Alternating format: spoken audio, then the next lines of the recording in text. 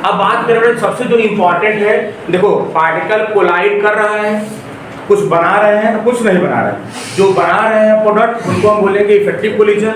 Effective collision में भी बेटा जी वही कोलिजन में हम लोग बोलेंगे जिनके पास क्या होना चाहिए, जिनके पास थ्रेशोल्ड एनर्जी होनी चाहिए।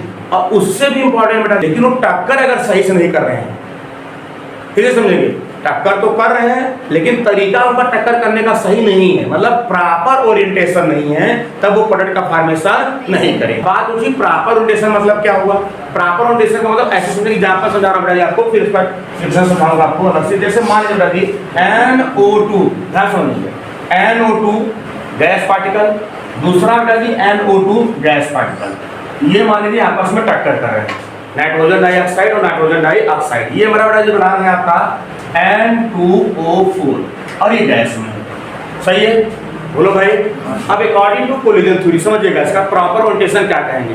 प्रॉपर ओरिएंटेशन वो होता है जो lead to formation of product ना, और इन प्रॉपर ओरिएंटेशन वो होगा जो प्रोडक्ट बना नहीं पाएगा। तो अब समझेंगे इसका पहले प्रॉपर ओरिएंटेशन होना क्या चाहिए, इसका मतलब क्या है। जैसे मान लीजिए मैं इसको एक एटम मान रहा हूँ, ये हुआ नाइट्रोजन, जो टक्कर कर रहा है इसको हम लोग स्फीयर मान ले रहे हैं, सही है।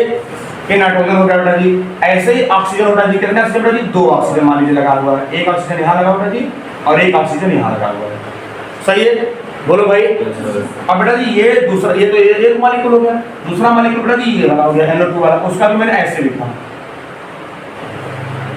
ये भी O बेटा जी और ये भी O, सही है। अब बेटा ये टक्कर जब कर रहे हैं आपस में, इस प्रकार से कर रहे हैं कि एक O का पार्टिकल, ध्यान देखिएगा, तो ये जो N का पार्टिकल और ये O का पार्टिकल ना, मतलब एटम साथ में जुड़े हुए हैं, मैंने इसको टक्कर कराने के लिए स्फीयर माना है, हाँ या ना, तो इसे स्फीयर की तरह होगा भी ये, और ये बिल्कुल आपस में सामने सामने है, अरे बोलो भाई, तो ये N आपस में टक्कर कर लेंगे, हाँ या ना। ये बेटा जी इसके साथ जुड़ा कौन है, ये O जुड़ा हुआ है, और कौन जुड़ा है जी, O जुड़ा हुआ है, हाँ या ना। इसको मैं कौन सा ओरिएंटेशन बोलूंगा आपका, जैसे मॉलिक्यूलर जो अप्रोच कर रहा है, मान इसको मैंने लिखा कि मॉलिक्यूलर अप्रोच, मॉलिक्यूल इस प्रकार से टक्कर करना चाहते हैं, ठीक है भैया, मॉलिक्यूल इस प्रकार से टक्कर करना चाहता है कि यह N के साथ टक्कर करना चाहता है, ठीक है।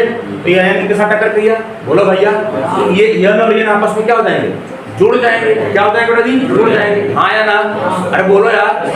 तो जब यह आपस में जुड़ जाएंगे इसको हम क्या बोलेंगे, प्रॉपर ओरिएंटेशन, क्या बोलेंगे, क्या बोलेंगे भैया, हाँ या ना।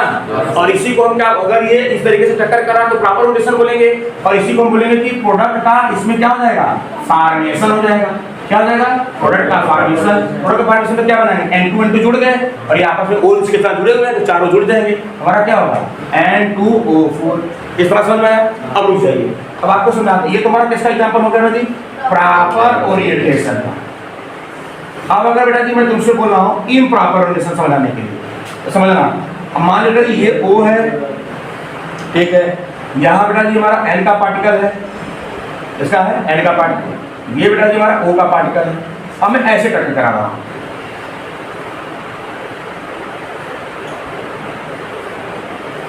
ठीक, ये मान लीजिए मॉलिक्यूलर किस प्रकार से अप्रोच कर रहा है, मॉलिक्यूलर अप्रोच।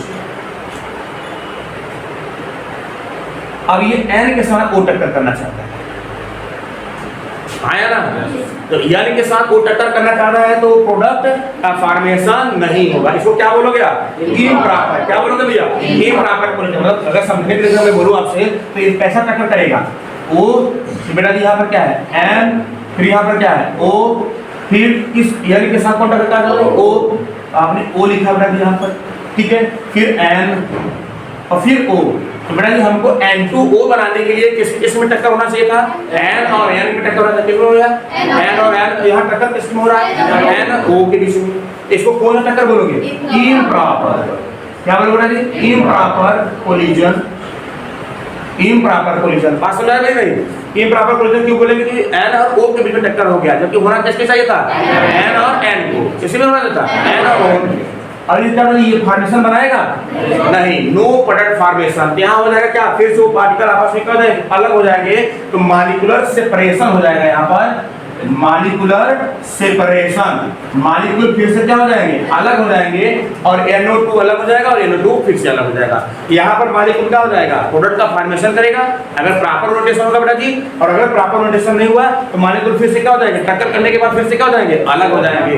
तो मॉलिक्यूलर क्या हो जाएगा, सेपरेशन बेटा जी, मतलब O N और O के पार्टिकल, और बेटा जी O N और O के पार्टिकल क्या हो जाएगा, यहाँ से अलग हो जाएंगे। मेरी बात समझा नहीं, हाँ या ना, बोलो।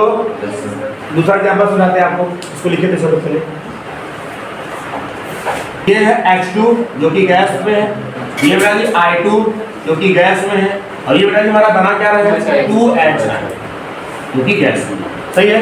अब मैं आपको समझाने के लिए दे रहा हूँ प्रॉपर ओरिएंटेशन कहते किसे हैं, प्रॉपर ओरिएंटेशन, जिससे कि प्रोडक्ट का फॉर्मेशन होगा।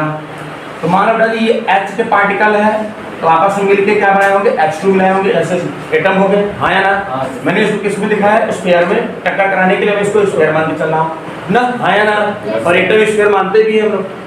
दूसरा बेटा जी हमने लिखा I और I, ठीक है बेटा जी।